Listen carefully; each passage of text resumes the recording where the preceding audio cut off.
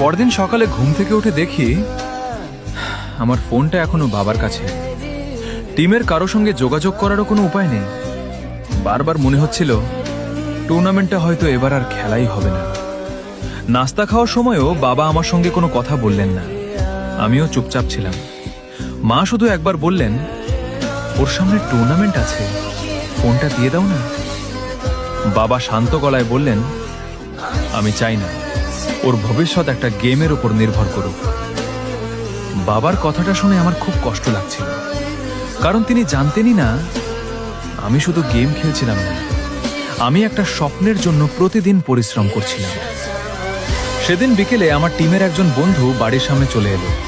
সে দরজায় দাঁড়িয়ে বলল, ভাই, আজকে শেষ প্র্যাকটিস, তুই না থাকলে আমাদের টিম অসম্পূর্ণ।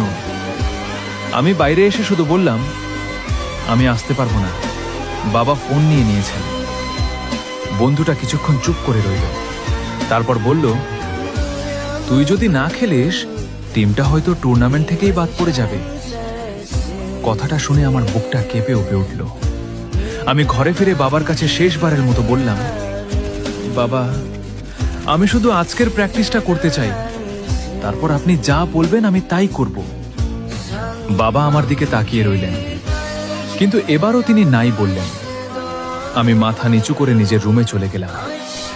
রাতে দরজার ওপাশে দাঁড়িয়ে বাবা হয়তো প্রথমবার আমার কান্নার শব্দ শুনেছিলেন, কিন্তু আমি জানতাম না সেদিন রাতেই বাবা এমন একটা সিদ্ধান্ত নিতে যাচ্ছিলেন যেটা আমার জীবন বদলে দেবে। এরপর কি সিদ্ধান্ত নিয়েছিলেন বাবা? জানতে চাইলে কমেন্টে লিখো পার্ট 3।